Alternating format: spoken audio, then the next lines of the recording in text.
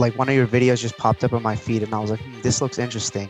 I don't need to put any money into it to get started. And I didn't have any money. So a week of watching your videos, I just started getting on the phone, making calls. In one week.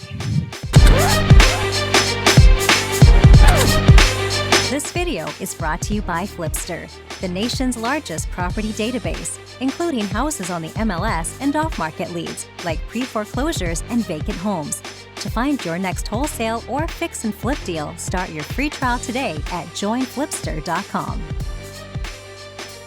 But Sai, congratulations on your deal. Thank you for taking time to come on to this interview. I'm really excited. You are actually the youngest person I've heard of doing a real estate deal and definitely had the chance to talk to and interview.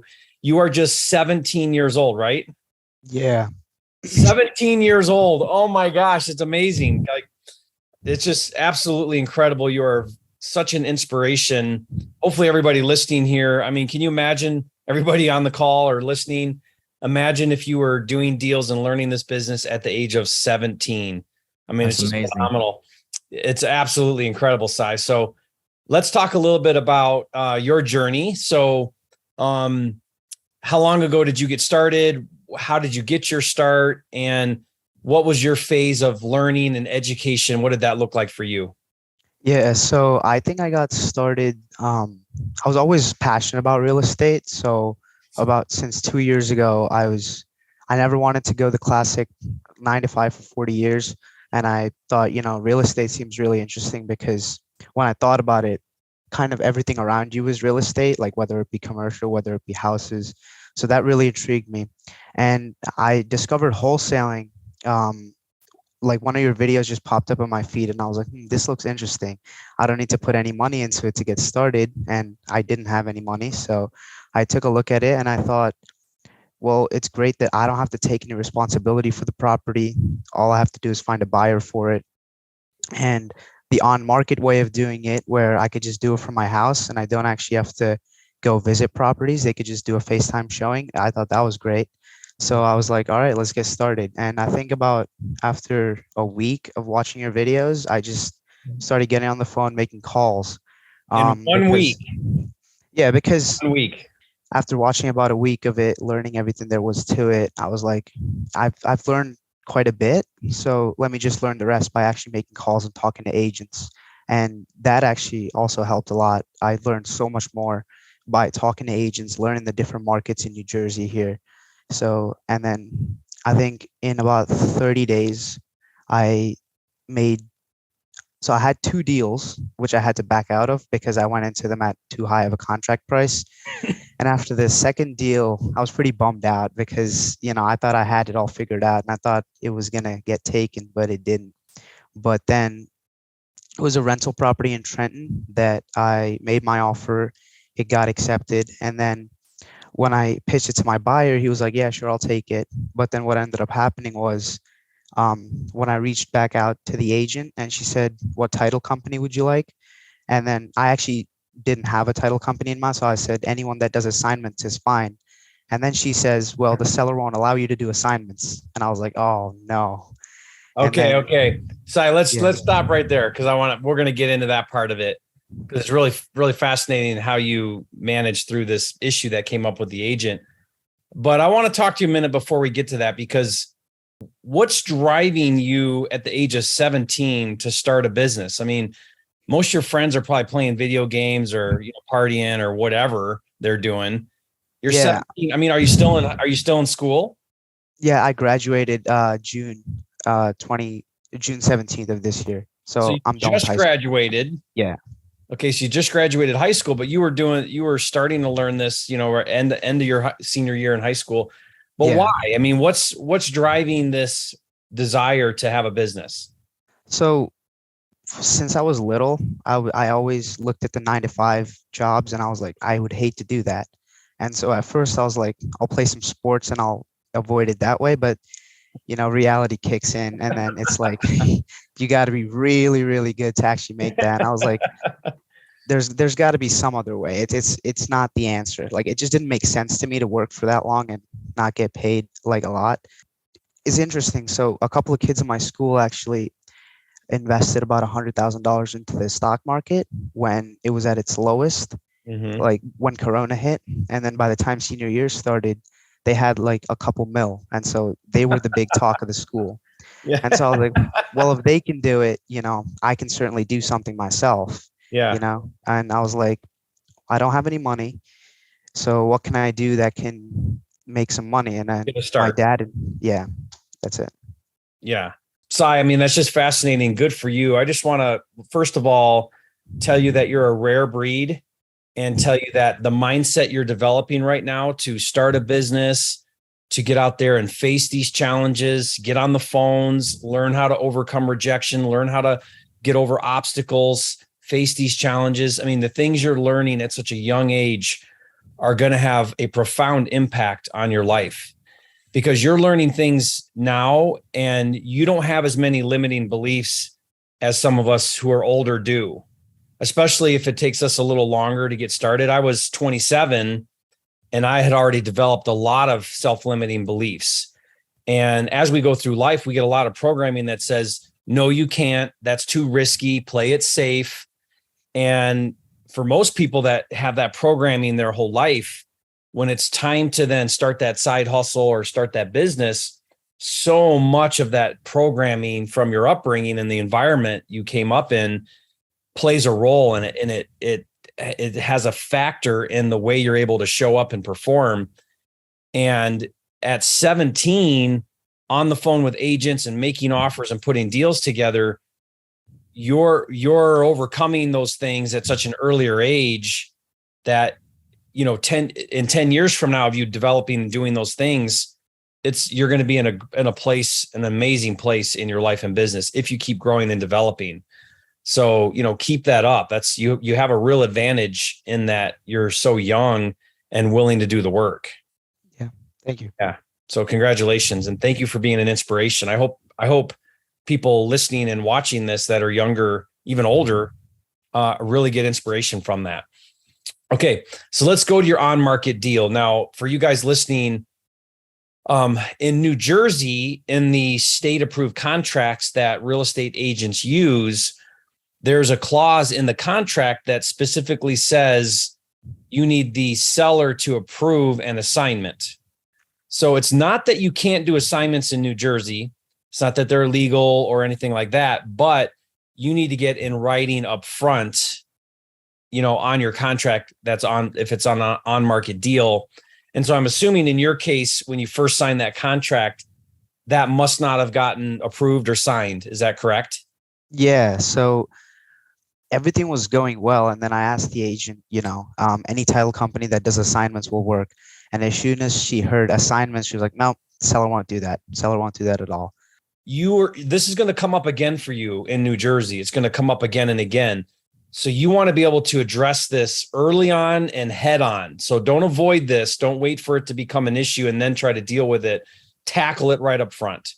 Yeah. And there's some ways you can do that can help the process go a little smoother. But the biggest priority, the biggest thing to think about is you've got to get that agent to feel comfortable with you as a wholesaler.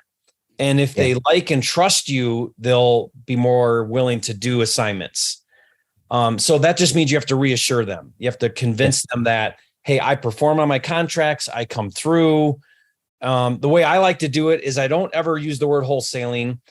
And when I talk about the assignment, I talk about it more for convenience as an investor than I do as a strategy for making money. But I'll tell the agent, I'll say, listen, I may need to assign the contract to another one of my own entities because I have multiple entities that do deals. I don't know yet which entity I want to take title in because my entities do different things. I don't know about that yet. I may want to actually take title in one of the entities of one of my investors or partners because I work with other investors. I work with other partners. They're bringing money to the deal. We may decide to put title in their entity. Now think about what I'm just saying right there. The cash buyer is your partner in essence, aren't they? I mean, you're partnering with them in a way. Yeah. And they're actually the ones coming with the cash. So if they're your partner, but they're bringing the cash, they're going to clearly want to put title in their name. because no one's going to fund a deal where they don't get title. And so the way you're describing this is you're treating your cash buyers as your partners and investors. Yeah. So when I explain to the agent, hey, I don't know yet how I want to take title. I don't know yet. Could be one of my different entities, could be a different entity of one of my partners or investors. I need the flexibility to be able to change who takes title on the property. The best way to do that is to have the ability to assign my contract. That way we don't have to redo a new contract and null and void this one and change it to another one and do all this extra stuff. We can just simply have title, assign it with a simple document, and that will allow us to change how we take title. I'll even avoid the word assignment. So I'll avoid wholesaling, I'll avoid assignment, and I'll focus on title. Got it. Yeah. It just changes the whole conversation. Yeah. Changes the whole conversation.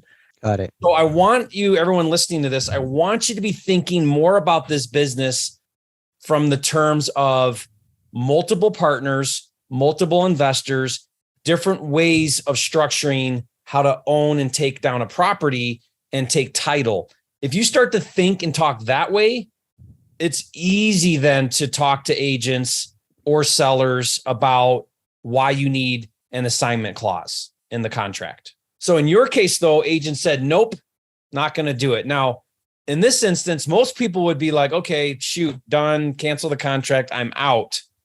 You took a very unconventional route to still get your deal done. And what you did here really goes to show the value of the relationship with your cash buyers. So, Sai, explain what you did with your cash buyer. Yeah, so like I said, I had to back out of 2 deals before I got this one. So the first deal was also a property in the same market. And I reached out to this cash buyer and then he told me, no, this is too expensive. No investor would pay that much for it. And so I was like, all right, I'll look around and I'll see what else comes up. And so I told him, hey, this is the deal. And then he had his partner. So he lives in Texas, but he had his partner go and look at the property. And then everything was good. They liked it. They wanted to close on it. And then his partner was a licensed agent. So that actually helped out a lot. So what I said to him was, hey, look, they're not going to let me assign it to you. I'll back out of the contract. Can you make an offer on your name and your LLC through your partner who's a licensed agent? And then that way you make the offer for what I had it under contract for. And then you just pay me the difference via a direct transfer. And then so they were like, all right, that sounds good. And then we wrote up a little contract between ourselves that on closing, their LLC would pay mine the sum of $2,500, which was the difference between it. And yeah, I know it's not that big of an assignment fee, but I mean, you got to start somewhere. Yeah, you got to start somewhere. And you're 17 years old. And it's listen, Sai, I tell everybody this, it's not about the fee. It's about the process of completing a deal and doing a deal. Oh yeah. That's what matters. I was thinking about that the other day. Was my mindset changed from the results of what is going to happen with the deal to just, if I focus on the process and make the process the victory, then I'm not losing. As long as for sure, I'm not losing. That's exactly the mindset to have. It doesn't matter that it was only $2,500. It's proof of concept. It's going through the whole process. It's understanding what a good deal looks like. It's understanding how to talk to a cash buyer, how to bring parties together, how to contract, right? It's the steps of doing a deal that are more valuable than that fee. Yeah. Because with time, you'll up those fees and you'll do more of them, right? And they'll be significant. But the significance in the beginning is about the process, not about the fee. Yeah. So to me, that $2,500, it could be $25,000. It could be $250,000. I don't care. It doesn't matter. That part doesn't matter. Yeah. Right. My first deal was $6,000. And for me, it could have been $1 million for all I cared, because it felt like $1 million because it was the win. It was I did it. Yeah. You know, that feeling of accomplishment and success is worth way more than any dollar amount you could put on it.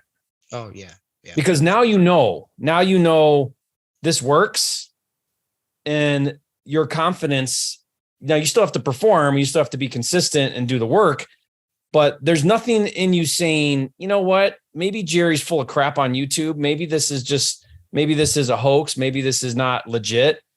You can't, your mind can't tell you that anymore. So you have to let go of that one. Now for you, it's okay. I've proven it. It works. How do I do it again and again and again to where I'm doing now, 3 to 5 a month? How do I start to increase? How do I get deeper margins? So now my fees start to become 5,000, 10,000, 20,000, and so on. Yeah. And that's now the next phase for you is developing out those processes, that consistency, building the relationships, building your buyer list and so on. But you're off to the races now. Like this is so exciting that you're now moving in that direction. I just wanted to take a moment to thank you because I don't think I would have been able to get started without the instant deal analyzer software. On one of your videos, I saw that you were giving it away, and I can't tell you how much that's helped because this deal that I did was a rental property, so it wasn't really useful there, but it just gave me the confidence to get started because there was a software that was developed by an experienced investor, and I could put the numbers in and the numbers made sense. Yeah. The closing costs, the carrying costs, and everything like that. And so I just wanted to thank you for all the free content you've given because for sure I wouldn't have been able to get started without it. You're welcome. That's awesome. Well, you know what? The information is meaningless unless you do something with it, which you did and you do. So thank you for using it. It means a lot to me. We put a lot of effort into those tools and resources and making them available. And so it's just so exciting for me to see someone take it and use it. Yeah, that deal analyzer is cool because it'll instantly plug in the high level numbers.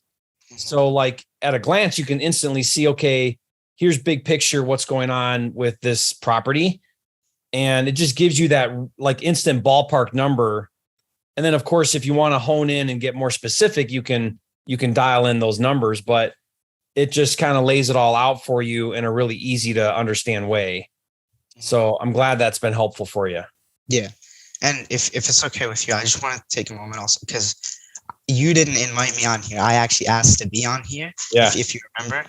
And the reason for that is because after that second deal fell through and I had to back out of the contract, I was pretty demotivated because I thought really that would be the one.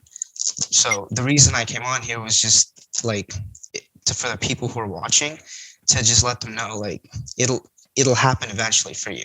Like you see other videos that it might happen in 30 days, it might happen in 40 days, but everyone's different. And if you just keep persevering with it, like you say, the law of large numbers, it'll definitely happen for you. It's just a matter of doing enough, calling enough people, making enough offers, and it'll definitely just happen for you. I love that advice, Si. That's really great. Just keep seeing it through. Like you had those couple of deals fall through, and that is discouraging when deals fall through. You get so excited when you get one and it falls through, and that can be so demotivating. But you just kept going. Yeah. Right. You just showed up again. Yeah. You just got to open your mind up to like the fact that it's a numbers game. You make enough offers, you'll get the contract. And then you get enough contracts, you'll get a cash buyer for one and you'll make a deal. Yeah. I mean, I tell people all the time, the more offers you make, the more deals you'll get, the more money you'll make. And it really is just about the stars aligning. And the way that you get the stars to align, meaning like the seller's motivated, you're in the right place at the right time, everything kind of falls into place. It's when you're in the game and you're constantly in front of sellers or agents and you're constantly making offers again and again, day in and day out. It's just a matter of time then before the stars align and you land that good deal and it'll just happen. Well, Si, you are a flipping genius. Guys, leave a comment and tell Si you're a flipping genius. Leave that in the chat. And Si, thank you again for sharing your experience. Thank you for reaching out to me and really excited for you and your progress. Guys, if you have a question for Si, something about his deal or anything else, also go ahead and put that in the chat. Thanks, Jerry, for having me on. You're welcome. Thank you for coming on.